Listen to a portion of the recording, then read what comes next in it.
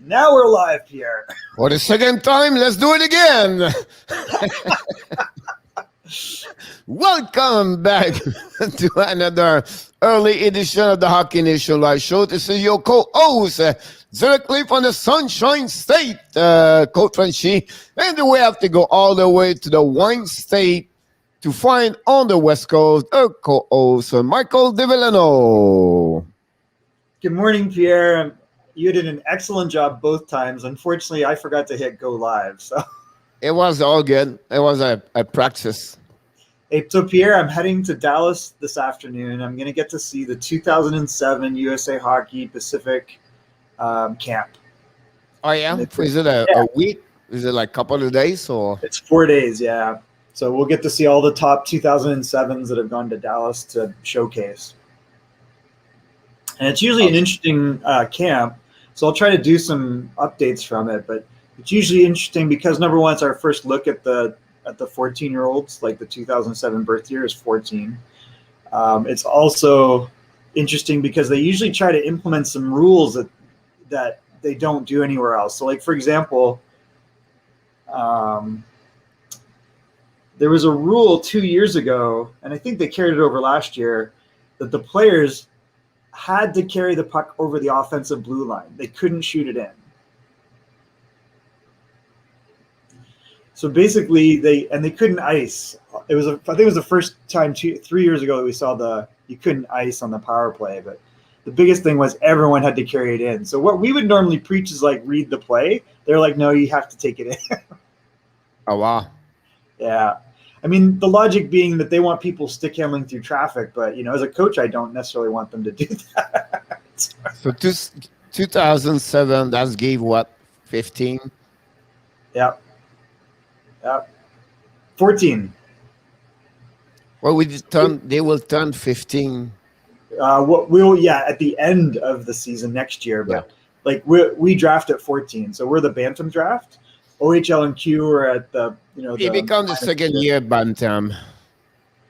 Yep, we're second year Bantam, so it's and then the OHL and the Q, as you know, are minor midget. Which ring are you in Dallas?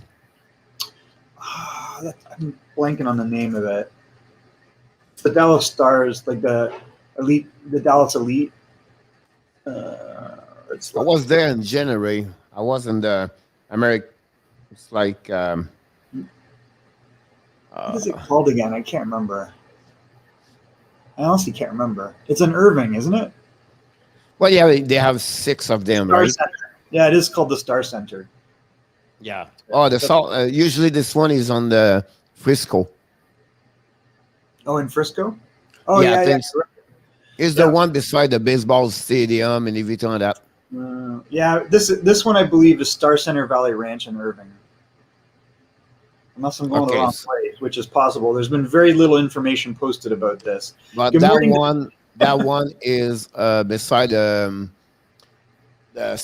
conference center, whatever they call it, convention center, and they have that's the one. They have 2 big ring over there. They the NBA play there, but not the big team. But I was there in January, exactly. Cool. I was at the hotel straight just across the street. There you go. All right. So good morning to Nicola. Excuse me. Pierre said salute to. Adam, thank you for joining us. Kimberly, good morning. Kimberly Anna for joining us. That'd be really appreciate. And Chainsaw Man is here. And Pierre, I don't know. Do you know Cooper? Yep. Welcome, Cooper. Of course. Cooper is the man of the night. Oh boy. Okay, that's good. Where's he from?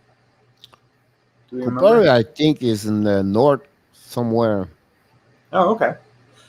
All right. So, 2 big stories yesterday. One was obviously Luke Prokop, who's a defenseman for the Calgary Hitmen in the WHL, but drafted by the Nashville Predators, decided to come out as being gay. So he's, I guess, the first openly gay hockey player in the WHL. Maybe I'm trying to. Did they say he's also in the NHL?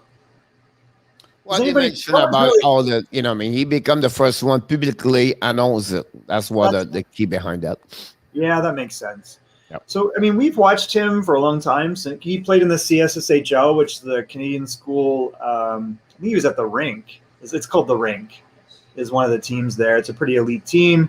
And then, of course, he's a big 6'4" defenseman in the WHL. High draft pick. He's a 3rd-round draft pick at Calgary. And I think this took a lot of courage. And I think it's really nice to see all of the players that are kind of, supporting him, not just his own teammates, but around the NHL. So I think this is kind of it's a good signal because you don't want people living in the shadows, and you don't want people like feeling like they have to hide. That's crazy. And he's, living his own life and should be able to, right? Yep. It'll be interesting to see as a prospect if he plays in the NHL. I think he's definitely capable of playing the AHL. He's, I guess, Nashville has a good history of developing defensemen, so hopefully we do see him play pro at some point. I mean, you'll see him in the AHL, I think, for sure this year, maybe. Yeah, possible. Yeah. The other rumors that are out there, I don't know what you're hearing, but Barclay Goodrow traded to the Rangers before the expansion draft. We have breaking news. The Laval Rockets just named Jean-François Hull as the head coach for the Laval. Oh, really? Yep. Oh. Jean-François Hull. Where was he before? He was assistant coach with the Bakersfield and Condors in American Hockey League. Oh, in Bakersfield. Okay. Yep. Let's see. It's funny because he was previously the head coach of the Blainville-Boisbriand Armada, where the owners were, he was changed by Joël Bouchard before that. So, oh, really? Yeah. Oh, that's crazy. He has also experience in the NCAA. Interesting. All right. So he spent the last 6 years in the Edmonton Oilers as an assistant with the Bakersfield Condors. Jerry Fleming and Jay Woodcroft, who I think is a very good coach. Where did he play? The name sounds very familiar. He played in Clarkson. He played in NCAA. Sorry about that. I don't follow you, but I'm following my stuff here. Okay. Well, congratulations to him. That's amazing. Yep. It's always good news. You like to see. And it's confirmed Philip Danault is not going to be with the Seattle Kraken. No, and not even close negotiation. But you don't expect him to be back with the Montreal Canadiens. What do you think is going to happen with this guy? I think he's overvaluing himself. They offered him a $5 million contract. Sometimes always always a team believe on someone, right? And can he go with Edmonton? I don't think so. But my point is, can he go with a team where they're looking for maybe shut down someone at $5-6 million? And the $5-6 million he will make in any place in USA, he make more money to any other place. Than Montreal, or you mean in Canada? They will have to give him $7 million. So I guess I'm trying to think of. He just doesn't. He can get points. He gets. So Dano's house is for sale. Good morning, Greg. And Chainsaw Man says that his house is for sale. So we talked about this last night. And again, I don't think he's worth that much. I think he'll get $4 million or something. I think he's going to regret turning down the contract that he did. Yeah, but again, a team like Florida gave him a $4.5 million. It's better than there. 6. Of course, I was thinking the same. If that's your second/third line center, that can make because Florida if you have him, right, and then you have Sam Bennett, and then you have Parkov, that line over there is getting very solid about that. Yeah. If he can accept to be that role at the third. What is a Montreal? He does not believe that. So I don't know if he will accept that kind of role. So you have to go somewhere where you have only 2 center and he can become the 2 center. So his time is going to be more limited to other places. It's a weird puzzle for me. I just don't know. But when you have a team like that, you know what I mean? Like you take Florida, can game him like $4 million, example, for 5 years, For and sure. he's X sum of money, whatever it is. Or he can go to like Vegas, don't need him. Honestly, they need looking more better center. But yeah, not many teams can, not because they cannot afford, but not many teams can use him. Can Yeah. Pittsburgh could be another place to go. It's possible. It's a weird equation for me. I guess it's going to be, like if he goes to even a Calgary, like, but they got Backlund. I don't think they're moving on from Backlund. Boston has not signed Krejci. But again, they have already Bergeron. So yeah, but that's but imagine those two guys. You're never going to score. But can he get Columbus example? Well, I mean, he could. It's definitely a big step. Honestly, if he go to Columbus, he become a good asset for him because now he become high on that level of center, and that will helping him if he want to play like Montreal. But if you go like higher team like Florida, Pittsburgh, where they have a lot of good center, he become a third center. Now he get his regular time plus his PK, and that's it. He does not play on power play. Right. Yeah. It's a weird one for me. I don't know the answer because I don't see an obvious fit. But you're right; those are two good scenarios, right? Like I could see him going to the Edmonton Oilers, and he could really change the face of that team. Imagine him with Dave Tippett, and he's like the second line center in Edmonton. I mean, that would be a new dimension to Edmonton's game. Now, on the list you have there, I think Philadelphia, Minnesota can pick it up him also, because maybe Minnesota is looking to get a little bit better depth on the center. They don't have a lot of center over there. I mean, they've already got Eriksson Ek, who kind of fills that role, but you're right. A little bit over there, right there. But Victor Rasky's on UFA, right? And then Ryan Hartman. So I think he could be a good fit over there on that level if you get that kind of contract. Yeah, those are all good places. So yeah. And Chainsaw Man says 4 to 5 million max, 4.5 to 5 million. Yes. I think so. Yeah. I think 5. I even feel like weird about, but it's a lot at 5.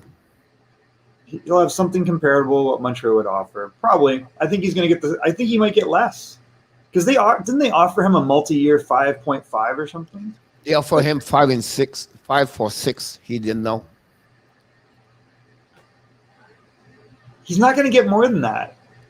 It would be really interesting to see how much he would get. Like that's why my point. Now he can get a $28 million, or I don't think so. He would get 24. Even that, I think. You know what? I can see someone saying, "All right, you're $6 million. I'll give you 2 years." Well, he would not do that. Well, then he's more confident in his ability than I am, I guess. No, but he would not go to, I mean, like he's what, 28, 29 now? So he's looking for a long term. Is he that old? Yeah. All right. So the other one is, this one with Goudreau. And we're also hearing that he might get 3 to 3.5 million over 6 years, Pierre. This is a guy that's never scored more than 8 goals in a full NHL season. He scored 6 last year. Yeah, he's got 2 Stanley Cups on his resume, and he's useful. But this was like a dime a dozen type player in the past. Like, why is this guy suddenly so valuable? Again, it's exactly like Dano. So he plays specific role inside the team where the New York don't have. And I think that's a good set for me to see that. He's a guy been there. He went to Cup. He knows how to take, so everything like that. And I think he will bring what they don't have. So for me, 3.5, that's pretty good. A little bit longer at 6 years, but he's still, 28 years old, also 27. So bring back. Sorry. And I think at that level, it's not too expensive with all the crazy contract. It would be better if you get $3 million, right? But I believe he can score 10 to 15 goals over there. He's never, ever shown it. With the New York Rangers, I think he will have, because he never played with a high prototype scorer. he's not going to end the Rangers either, because he's not going to get ice time against some of those guys. It's going to be the four-checker guy every time that. So he's kind of like the Hyman role. Yeah. Yep. Because if I look at that lineup, now we've heard rumors that they're going to move Buchnevich. I don't know why you would ever move this guy. He's just coming into his own. So I guess, I see him playing in here, and I guess it'll be interesting to see if they even have Blackwell very shortly. Yeah, Blackwell should be in New York, Seattle. But you've got Kreider that's not in there. You've got Panarin. You've got Gauthier. So you add them into those lines even without Blackwell, it's going to be pretty tough to get in the top 6 or 9. Yeah. He's going to be bottom 4 or bottom 3. No, I would see him the third line. Maybe on the over here, and then you got Scheidel but again, you got Kreider here. You got Panarin. You're going to play Kravtsov. He's super talented. I don't know. They run out of room real fast, Pierre. And then where's Kakko? So you still have Kakko in this mix. Yeah, that seems like a weird fit to me. Well, we'll see. They got more money than we do. So would you think that Seattle would rather select Vince Dunn or Jake Tarasenko? We're going to talk about that in just a second, because I asked that exact question. All right, Pierre, what I've done this morning is I actually created 2, not 1, but 2 expansion scenarios, and there's one variable. What do you think it is? We don't know. We don't see anything. Well, the variable is, in the first scenario, what we drafted is, this is a $73 million payroll. And the difference between this and the other lineup I'm going to show you is one swap of players in St. Louis, which is exactly what Bud the Monkey asked, which is, thanks, Bud, for setting this up. It's like we talked before, which we didn't. Good morning, Brad Marchand's son. Thanks for joining us. I asked the same question that Bud the Monkey asked. I don't think you're the only one here. There's 8 or 10 people at least on. Bud the Monkey asked, would you rather take Vince Dunn or Vladimir Tarasenko? So in one scenario, I actually went with Vince Dunn. So in that scenario, this is a $73 million payroll. You'll see on forward, Alexander Volkov from the Anaheim Ducks. I still go with Ryan Johansson. I'm taking Yanni Gourde in both scenarios. Jakub Voracek instead of Van Riemsdyk. I'm still going with Josh Bailey like my last one. I did pick Colin Blackwell this time instead of Gauthier. And then I've got a bunch of guys that can play both center and wing. So kind of like these, I got an abundance of players that can kind of play second and third line. So I don't know. That's the first thing. So I'm curious what your reaction to that is. Here we go. It's funny you bring this because I make a fights from concept. And then I start to looking about Ron Francis, and then I went to Carolina. Then I decide, okay, what kind of GM he was in Carolina, what kind of play he likes, and what he did everything like that. And then I look about deeper and deeper. Then I came back this morning. Listen, he drafted James Bean over there. Jake Bean, yeah. So he's going to be on this team over there. I think. All right. So think about this for everybody. Why he would spend the money on Voracek? Well, why you would spend the money on Hohenson? It's funny because even I can get, first of all, Johansson, I think, is young enough, and Voracek's really a talented big player. He's a great playmaker. I've always really liked him. He's highly skilled. He's never been he's always a pass first type guy though. So he's not a shooter. But again, Michael, I would said that. Why not take that money and I'm turning around and I'm giving the same kind of money to Estagag? You could. So that's how I did it.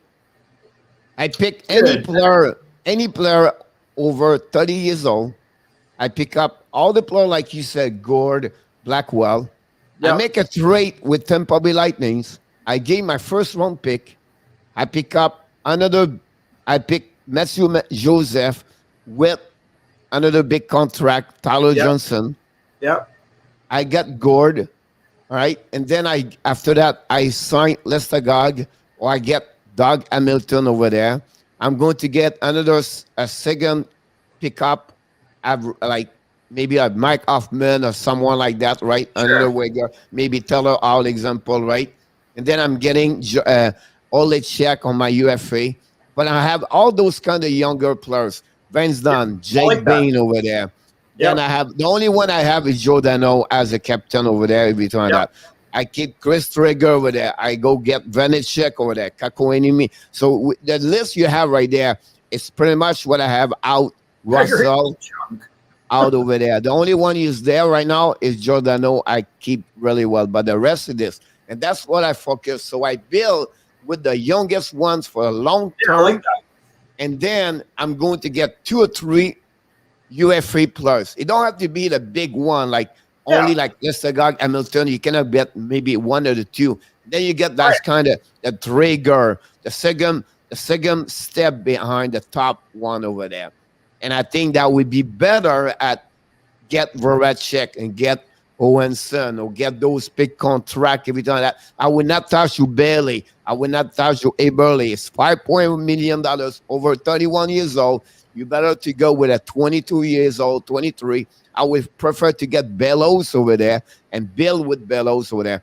I will not touch maybe Max Domi because he have nobody there, example. But I will go that way with it. The Coyotes, I will not touch Fisher. I will take the defenseman, Lipit Shipping, whatever his last name, Brad Lizotte in Los Angeles. And I go like this all the way around. And I think I would be more profitable for the long term. I just like win. Like Carey Price is good, but see, I've gone through this. I mean, we've all gone through this many times. In this particular scenario, I was like, look, I'm just going to get a lot of depth, and I'm going to make sure my D and my forwards, my D are very inexpensive in this scenario. And, you know, I went for Jake Bean this time instead of Niederreiter. I went for Vince Dunn in this scenario.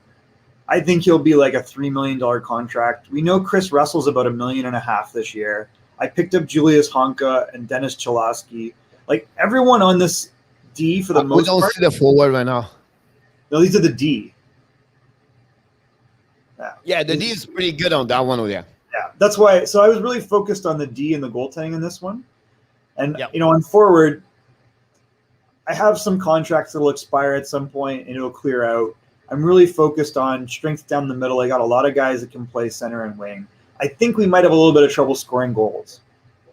But I will remove Voracek and Hohenson. $60 million I can pick up over there. But my point is, like, you go back to Tampa Bay, you flash him 2 big contract, $11 million, right? But in return, you say, look, I'm going to give you my first round pick, but I want Matthews or Ross Colton back to me, or Cal Foot. So well, I think you're right. Tampa is a place where you could make some deals, right? Yes. You could just say, like, who do you want on this list? You want Palat? Cool. I'll take Matthew Joseph. Send me Tyler Johnson for a 7th round pick. No. I gave my first round pick. All right. I picked Gord. It's an automatic. All right. But I returned to him. So look, you have to shrink. I'm going to give you my first round pick over there. You become number 2 right now. I'm getting 2 or 3 assets of him to shrink his salary. He still have an amazing, great pick over there. Yeah, I totally think there's going to be these types of deals after. And maybe even you can't really make them before now, but I can see where there's going to be these side deals. Because even after the expansion draft, like a team like Tampa still needs to move some players. So if you take a really, like I think you're right, you grab Gord, but you should definitely be going back to Tampa. Like keep your salary low at the end of the expansion draft. Go for all the young guys. Yep. I think if I was actually doing it, that's what I would do. Exactly. Like he said, go get Hoffman. That's a one kind of player I'm looking for. Go get him. Give him $5 million for 4 years, 3 years, right? But you get a good sniper. You better to have Hoffman to get Voracek. And now you just save $4 million right there. You know what? You're probably right because he's going to get you 25 to 35 goals. And Voracek definitely will not. and you're probably saving $3 million. So I think in the Only thrift sure for scenario, Tarasenko, yeah, if you sure you have already a deal with him. So if he's not have a deal, he will take Vince Dunn. But if you have a deal on with another team to Tarasenko, that's what he's going to do. But I would not expect anything else. So for me, after I look at him, I look what he does. You have, we can talk about this many ways. If you turn that right, it could be right, it could be wrong. no, But it's just really fun to go through it. But I really believe when I'm going to finalize my mock draft, it's going to be really a young team below 30 years old. And then I'm going to make some deal around the league to get 2-3 good players and a lower cost, but I have a better team and I'm really solid. The Chris Trigger is a good one over there, right? That's a good one to get there. Worst case, maybe pick up a third backup goaltender and the pick over there, and he's going to be American Hockey League. I tried to figure out what he was on my pick, but again, for Ottawa, Michael, I would take Dakar. Decor, do you think he's better than Hoberg?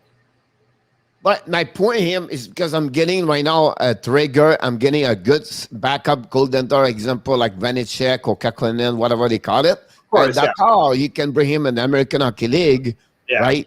And then you keep him in case now he can come back if you need whatever it is. So on the stream on your money to get a UFA, it's an advantage. I get Murray or Dadonov or DNA. Michael, I just put my email in the chat. So if you want to send it to me, that's great. Yep. I would rather get Bishop, Drager, and Kakkonen. So I think no matter what, I'm taking the Minnesota goalie. I really like the Washington goalie. Drager to me makes a lot of sense. So I'm pretty confident those are the right 3 goalies. And I might lose one, so I might have to move one. But, your strategy of having someone that you're definitely saying is in the minors, because I think both Kakkonen and Vanecek have shown they can play in the NHL. For Butter Monkey said Bishop, the problem with Bishop, you get a $4.2 million, right? You're over 30 years old. You don't know how he's going to react with injury.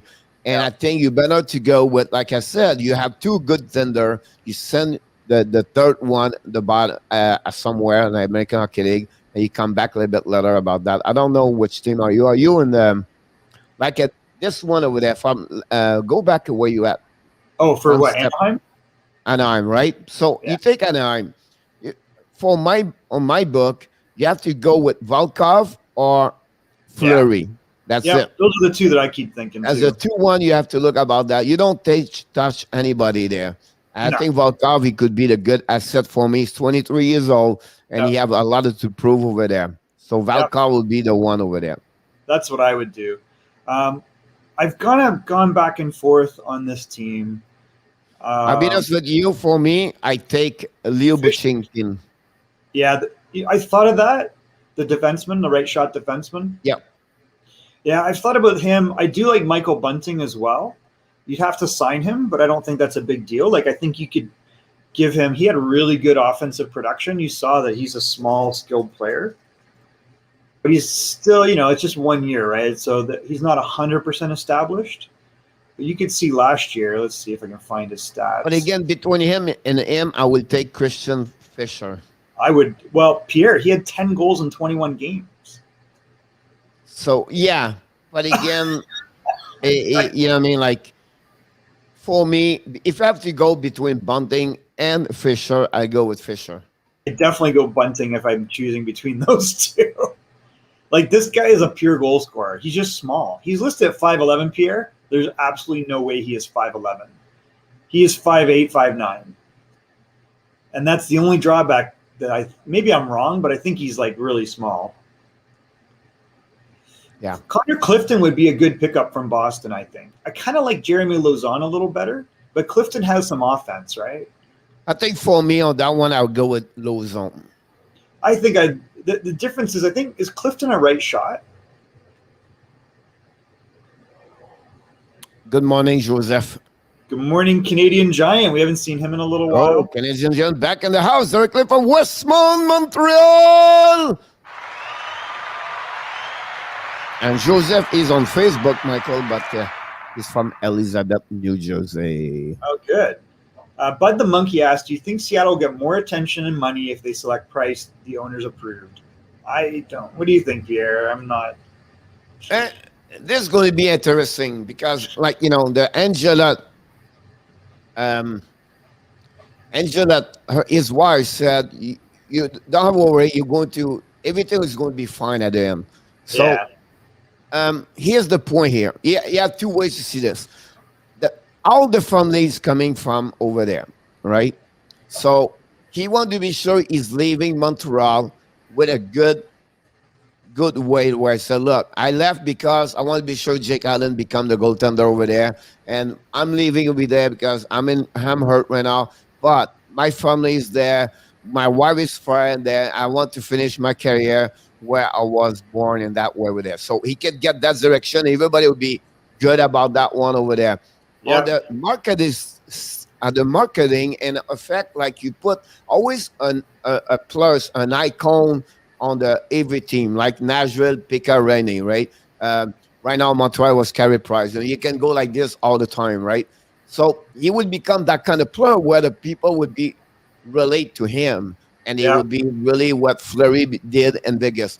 But his best year is behind him, for sure. So. For sure. But again, Michael, to get Carey Price with Chris Trigger as the goaltender, you have maybe one of the top five best goaltender duo in NHL. Yep. That's a good point.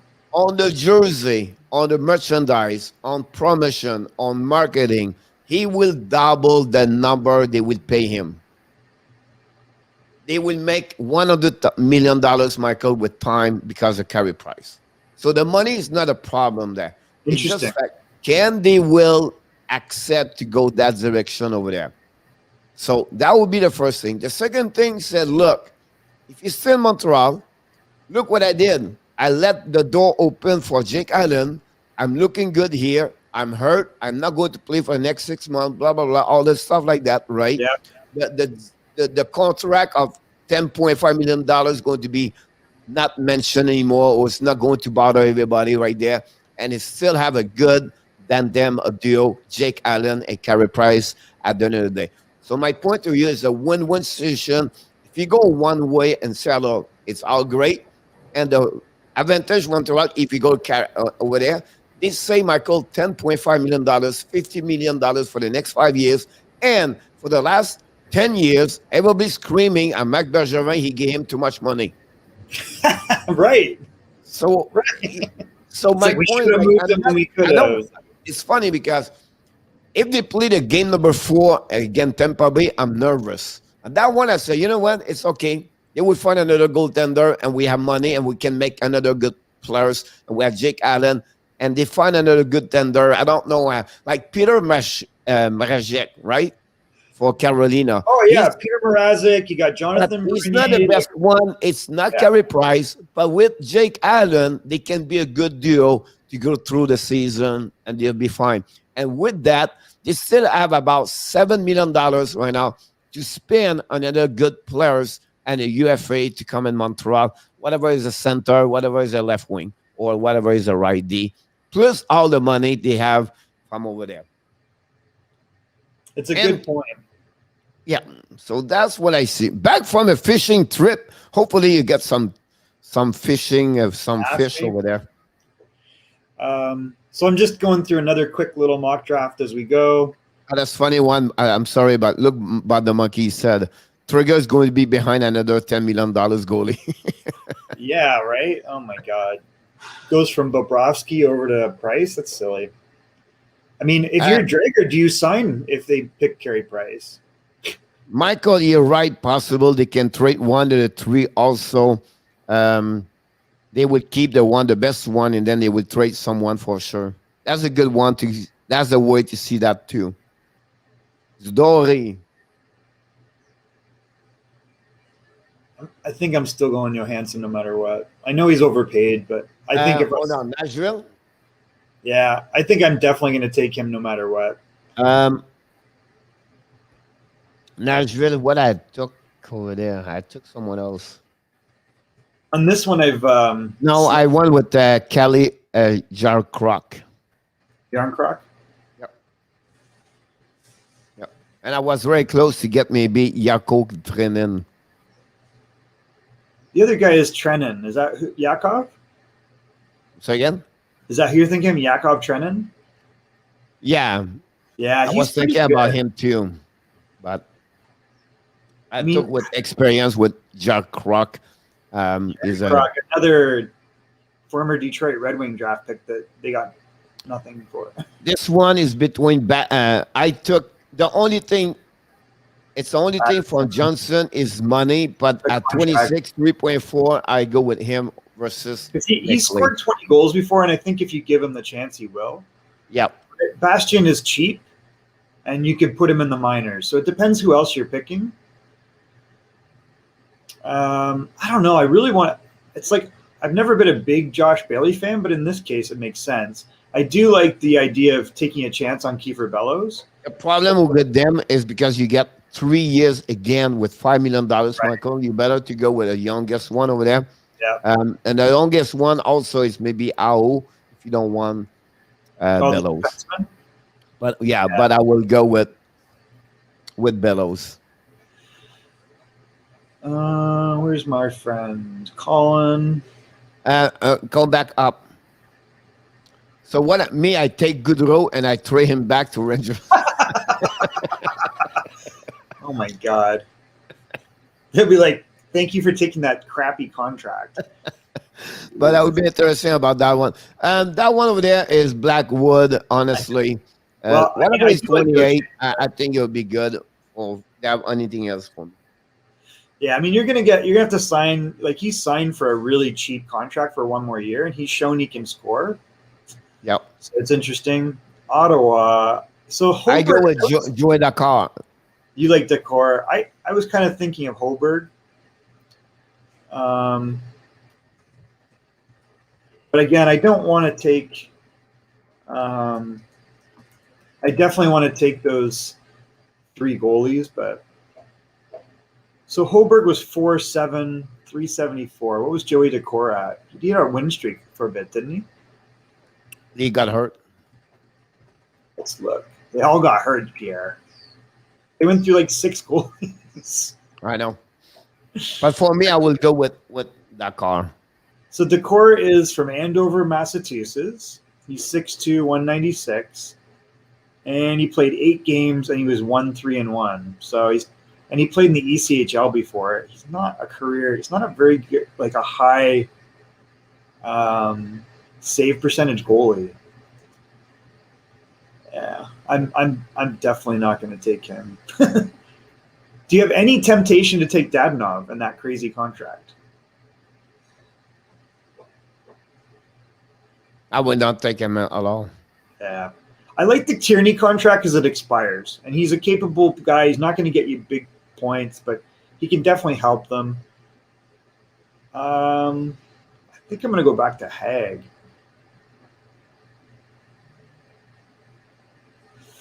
All right, Pittsburgh is interesting. I know you've taken Jason Zucker in past drafts. Do you think that he still has anything in the tank versus, say, a Chris Tanev that's $2 million less, or a Zach Aston Reese that's like a lot less?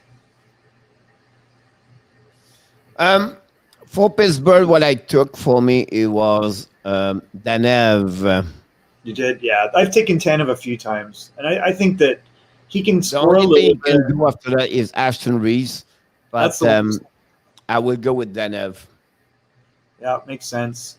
All right, so I've been all over the map with these guys. Dylan Gambrell is a guy I've consistently taken. I took Donato. And I know you like Donato. Let's take Donato in this one. I don't have a lot of faith in him long-term, but he can provide a little bit of an offensive punch. All right, so here's the tough one always for me. Do you take Tarasenko or do you take Vince Dunn? And I've kind of gone back and forth. If you trade Tarasenko, right, that's what I say. If it's okay, it's just what you get in return, right? But yeah, I think he's tradable. In tradable. Case, you go with Vince Dunn, and then you're still fine with that one over there. But that would be only thing I would do that. Let's look at it. You can get 2 receipts. Well, that's the thing. I was always thinking if Tarasenko, I could always trade him. And I'm going to get a lot more for Tarasenko. So I take Yanni Gord. I'm going to go back to. I really like the Jared McCann. I mean, I this guy think could be. I took Jared McCann. Yeah, I really like him. Travis Dermott is very tempting. Let's look at what we end up with D in this round because I'm kind of doing it quickly. I keep going to Jace Hallerchuk because there's not a lot there that I like. Is there anyone I'm overlooking? On that one over there is you have a choice between him. Now, if you still have little bit more money, I'll Yeah. go with Antoine Roussel. What's left on his contract? Where is he? So he's UFA next year. Yes, the following He year might be is over useful. there. He bring kind of stuff like that. Again, it depends if you take Danev. If you take Danev, I will not take him, Roussel, because now it's too much money. You have the same same still thing. player. So It's a good point. me, I'm not sure about Jace or Zach McEwen.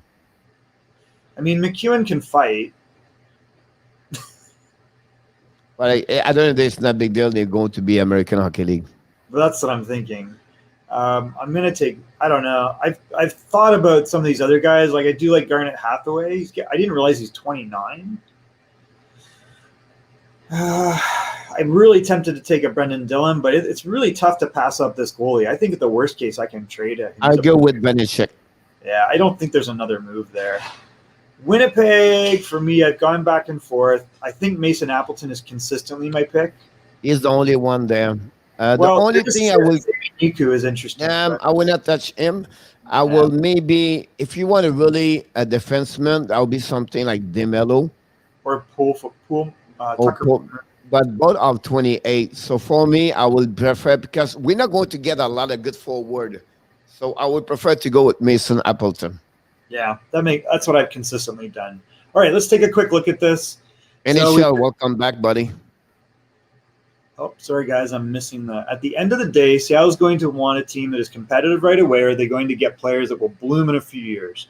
I think that they're going to look at being competitive, but I don't think they're going to, I don't think they're going to hamstring themselves, because one thing about Ron Francis, if you look at Carolina, they are built around the draft. And it wasn't until after he was very, very patient with his young players. So I think he'll buy time, make them competitive, and then he'll swap out contracts. He'll take some chances on some guys that are underappreciated, like maybe a Michael Bunting type guy. Or, we know Yanni Gord, you give him more ice time, he's going to do really well. Dylan, that's a good point, that Dylan Gambrell's from Washington State, and I've consistently taken him in the past. It's not you're going to hurt a lot between him or Donato. But he's a lot cheaper. He's like $900,000 cheaper. Yeah, but my point is, like, you don't like losing a good player for that. Okay, let me check my email. Hold on. So that would be like almost like trade a free agency is nice, but draft most of your players. Can you click on the end of this? Trades and free agency, but the draft most of your players. Yeah, I mean, I think you want guys that can play. And I think it's like Pierre said, like I've drafted some teams and it's like 67 million is my cap. So I've got room to go do other stuff. I haven't got your draft. Oh, I don't know if I got it. I don't think I have it yet. I think he did it on his own channel. That's why. Oh, I haven't. I'm sorry. I was misunderstanding. Yeah. DeMello. So, I mean, there's some players in San Jose that could be useful. Yeah, NHL doesn't like Roussel. I didn't pick him in this one. All right, let's take a quick look at what we picked up here. So if we view the team, the most expensive forward and probably the most expensive player is Tarasenko at 7.5. It's only 2 years, and I think that's a very tradable contract. We know we have Yanni Gord at $5 million, but that contract looks a lot better in Seattle than it does in Tampa. Brandon Tanev, versatile guy, probably a little bit overpaid, but he's kind of a glue guy. We have Chris Tierney at 3.5, only for 1 year. So I think, you're looking for getting Matt Benners and replacing Tierney with a Benners in a year. That's kind of what I'm eyeing. JT Compher, 2 years at 3.5. I'm not committed to him long-term, but he's a versatile player. he can place, third line, and he can move up to the second if you need him to. Same thing with Andreas Johansson at 3.4. He scored 20 goals before. He's kind of been off the last 2 years, but I think he's capable, if he's healthy, of being useful. This one to me is a steal, and I think long-term, he's still got an RFA year. He scored 34 points in 46 games. He can play wing or center. He's only 25, Pierre. He's 6'2", and I think that this is a guy that probably you try to sign long-term. Cody Eakin is a stopgap. He's a useful player, but he is 30. At 2.2, he expires in a year, and I'm not too worried about him. Same thing with Kalle Jarnkrok, who can play all forward positions. I really am curious about Kevin Stenlund. He's a big guy that can play center or wing. He's like 6'4", 6'5", and he can skate pretty well. I don't know if he has much offensive talent, but he's a big guy down the middle. I'm really intrigued about Volkov because I think he's got offensive talent. Look at my cap space, Pierre. I got to spend some more money. Well, that's the key behind that, right? Now you have enough money to get those kind of goaltend as a UFA, everything like that open up the door. Or you can turn around, like I said, you can pick up 1 or 2 players from team have a big money or a big contract and get negotiate to get there. So he can get another player from Tampa Bay for sure. That'd be a good one over there. Also, team want to get up something like that. Again, you can Tarasenko at 7.5. You can trade him, get another good pick in return, and then you get maybe a good prospect in return. You win on that situation over there.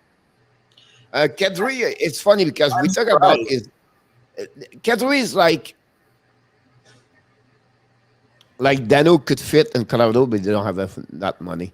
But Kadri's problem is the people look what he does in the playoff, but he have another good year, 82 games over there, and that's what more for me. That's what he had a weird year though, like Kadri, right? Like he didn't score a lot. The reason with Killorn and Gore is like 2 years different maximum, but you go to build better with a center like Gore. I build with a winger like Killorn, and Killorn carry on a 4.5, and then he still have 31 years old. I would not touch Killorn. I return that. Now, if you go back with them, if they give you Killorn and maybe Matthews or something like that in return, that would be another discussion about that. But it would be really interesting what Ron Francis is going to do after that draft and what kind of draft he did. That's the reason I don't see he's going to get the big contract. There's a leaked video that Seattle selected Kerfoot. They have a leaked video, yeah. It wouldn't surprise me, but I think McCann is better. I think McCann's a much more versatile player. He's not 5'10", Pierre. He's 6'2". He's shown he can score at a higher clip than... The difference between Kerfoot for me, if they take him, is because he play on friends. He can play on the 3, so he can play special team. He can play on power play. He can play on PK, and he show he can do those stuff like that. And he's not expensive. He's expensive for Toronto, but he's not for Seattle. He's at 3.5. I think at the end of the day, they take a good pick and they secure that line of center. Now imagine they have him and they also have Gord as a 2 and 3 punch, or they can maybe get one at UFA now, number 1, and then that line is strong. And that's what you build from your line in the middle of the forward is your center. Yeah, maybe there was a typo, Michael. All right. The other thing at the bottom of this lineup that we just made up, we have 1, 2, 3. We have 3 restricted and 2 unrestricted. The unrestricted is Michael Bunting. He had 10 goals in 21 games, Pierre. He's always scored at every single level. He's listed at 5'11". I kind of think he's smaller than that, but either way, he's a small, quick forward that can really shoot the puck in tight. Ryan Donato is restricted free agent. He made $1.9 million last year.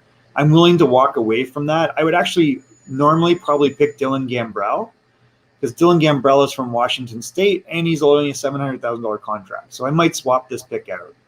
Kiefer Bellows, I think, started showing that he's capable of scoring a little bit in the NHL. I'm not sure if he's an everyday player. He's always, for me, not been a hardworking type guy. Like he's kind of a one-trick pony. He can really shoot the puck. And Halerchuk, I think you could bounce back and forth. Hinostroza, we've seen in limited action, and he can score a little bit. You're not going to have to pay him a lot. Well, here's the key. What you have there, Michael, is this part. Like you can return Bunting, Bellows, Aruluk, Enos was Yeah, case, and Kamstrom was case, right? You can, yeah, and then Stenlon. You can send all them on the American Hockey League. So, exactly. I know some of them maybe go on the waiver, but at the end Yep, of the day, you can sell over there. And I think your defensive right there, it's not bad at all. I think Russell will be another one I would pick, but other route over there. Kudrow, Lozon versus Clinton, might be my only one over there. I would yep. maybe go with Kulak, not Fleury. That's gonna be another one over there. But what you have right there, defenseman, it's really where close I am right now. It's really good about that one over there. On maybe that's when I said now is missing a number two or Yep. number one is missing a number four. And that Yep. you have free, Michael. You still $26 million to spend. 29, Pierre. 29. So you still have, you know what I mean? Like maybe I you go don't after get, Dougie Hamilton, or who do you go after? but again, You I get don't Landis know. and But do Hamilton. you believe Jack Akin can go there? I was going to ask about Jack Eichel. I don't know like what you would have to give up to get him, and if you want that as the face of your franchise. But I again, like think, you don't know, right? Maybe a return, you get Tarasenko, a first round pick, right? And then maybe you pick someone they really want to get. yeah. And right? I don't know. But I just mentioned that. But I don't know if Jack Eagle want to play there. Right? That's another big deal, right? Well, But my I think point to you is like you can rebuild what you have right now, find a good defenseman, a Tyson Barry, where now the story now they would let go Adam Lawson, maybe pick a Dyson Barry. That's cringe. Michael, But I got your draft. so All right. We have like 5 minutes, Pierre. Let's take a quick look and let's see if we can take a look at Michael's draft. All right. Colin Miller is a good pick also, Adam. I agree with you. He was on my list right Yeah. there. Cédric From Buffalo. Valois, salut mon homme. Bienvenue dans le show, mon homme. Ça va bien? J'espère que ton été est très belle là-bas. Très bonne, très belle. Je suis plus en français, là, mais en tout cas, tu comprends. So very similar, Michael Rosenblatt. This is his draft. So he picks Jake Voracek and Yanni Gord. So it's interesting. He doesn't go for Tarasenko. So I'm assuming he goes for Dunn when we go down. Chris Tierney, I think, is probably going to be picked up. Comfer, I think that's a very safe pick. Cody Eakin is, to me, the guy you pick off of Buffalo. I don't know. The contract expires and he's useful. Dylan Gambrell, a Washington State guy, should be really good. I like that pick. Kevin Stenlund, I really like. Christian Fisher, we've picked him on and off, so I think that's a good pick. Mason Appleton, very useful player. Bastian, I've picked in my prior drafts. So Blake Lizotte, this is interesting to me. Was he a rookie last year? I think he was. Yep. Was it 2 years ago? So he just signed a contract that's very reasonable. He's small centerman. He can play a little bit of wing. He's very small, but he's got skill. I was close to get him. I thought about it. I don't love him. I think he'd get buried in this lineup. I think he's going to get buried in LA. But again, I can keep him and send him in the American Hockey League.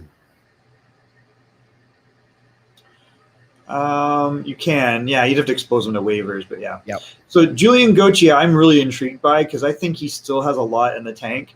So if you look at this example, which is Julian Gauthier and Nick Waugh were drafted in Carolina together, 165 and 164. Both have had a history of being, offensive players.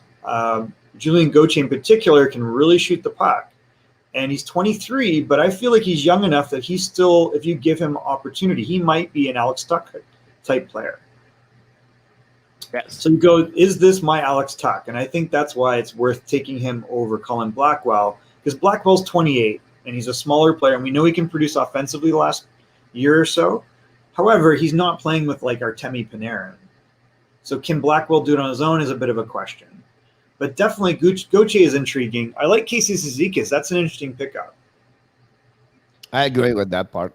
Yeah, Casey's a great glue guy. He loves the fourth line. He can kill penalties, and we've seen he can score 20 goals. Jimmy Vesey, I have absolutely no time for, Pierre. I'm not even interested in him ever on any team ever. Yep. That's me. Yeah, go ahead. You're right. Ron Francis was drafted by the Hartford Whalers. Yes. Yeah, was a third or a fourth? He was third Was overall. the fourth? 81. Yeah, he was a number 4. It was the year after Doug Organizer. Mr. Cashin, whatever you call him for Edmonton, is on the market trade bait now. Who is? Zach Cashin Why? on the Oilers. The guy was like their best player in the playoffs. It's because he can run a $4 million. Yeah. That's the reason they get over there. And then after that, you have also the possible they don't resign Adam Lawson and they resign Tyson Barrie. So Pierre, I can never figure out why Brendan Lemieux doesn't stick in one place. Like he's got a little bit of grit. He can score a little bit. He blocks shots. He does all the things that you would want from a player. It's not because he doesn't want to leave Los Angeles. The King want to send him. It will be another team over there. But it's another one where consistency still in the NHL is not easy. And maybe, yeah. He's saying, what he should be, and he looked like him. It's Barclay Goodrow. Except he's like a little more annoying. But my point is is the kind of player he should be, like a good third, bottom 6, and consistency like he does. Yep. Goodrow. It's funny because Goodrow is going to take his place with the Rangers. Right, that's true. That's a good point, and for a lot more money. Yep. So Giordano, I think everyone's agreed that that's the captain of this team. I like the Brett Kulak pickup. I've picked Stetcher on and off. I think he's a useful guy for only 1.7. You can decide if you keep him long term. Travis Dermott is a very good contract player, and I like him. And I think he's got lots of potential. So taking him instead of McCann makes a lot of sense. Lauzon, I like Lauzon. He can play both. He's big. He's just coming into his own as a stay-at-home type defenseman.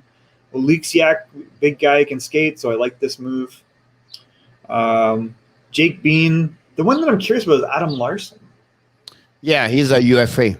So you sign Larson. That's a good move. That's what he does right now. That you look about him right now. Yeah, Joe Dano, he can give another good year, first one again, or top 4, right? That's one. You talk about after that, like Larson, he can be a top 4 over there.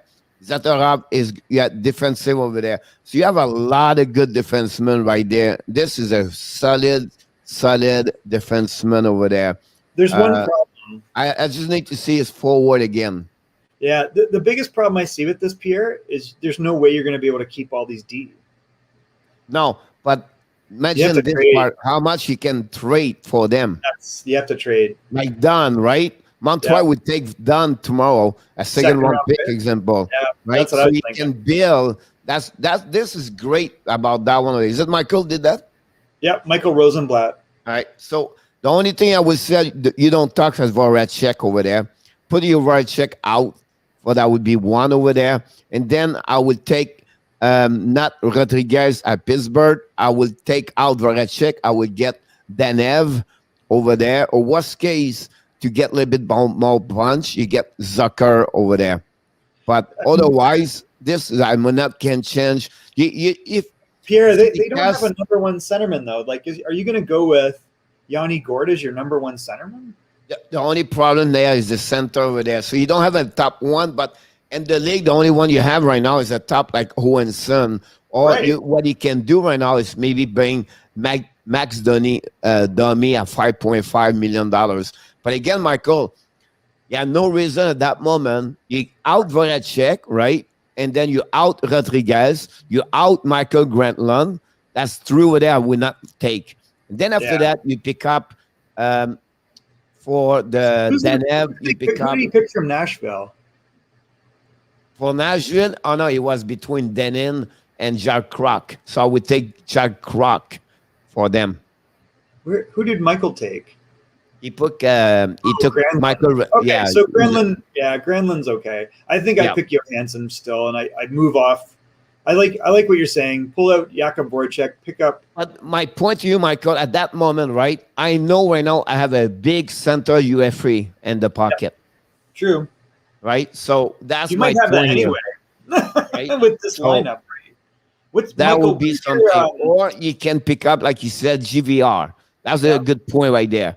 So if you can GVR, you're out Voracek. That would be if you want to do it right now, Michael, change Voracek. Go get Danev for Rodriguez and go get I I don't know missed if I one. would do that one, but I think that for me, I definitely am taking Johansson because there's nobody of that caliber at center. And he's overpaid, but I think if I retain $3 million, I could trade him at some point. But I think, for I what would he not does, touch both of them. You have too much year. GVR, you're out in 2 years. So you pick up GVF over there, go get Jack Croc and change Rodriguez for Danev. And then who do you take for Toronto? Dermott. So yeah, I would take right now Kerfoot and out Dermott over there because you have a lot of good defensemen over there. yeah. McCann is maybe more useful for you because But that would be the third one if you want to get there. But I will get out Dermott over there because you have too much similar defensemen at that age over there, like Bain and Don and also Lozon and Kulak. So for me, that would be. But what you is have your a strong. If you change those names, Michael, is send it to me. I think you're going to be really, really close tomorrow night. I believe what could happen. But this is a solid lineup. So the one that is interesting is Cholowski, and he really came into his own last year. I thought I didn't know if he was going to cross that barrier. Like terrible defensively and not taking chances offensively without any production. But I thought he came up last year and played very well. So it is intriguing to take him. That would be a good one also, Corari. It was another one. If you're strong on D, you can get Corali, NHL for sure.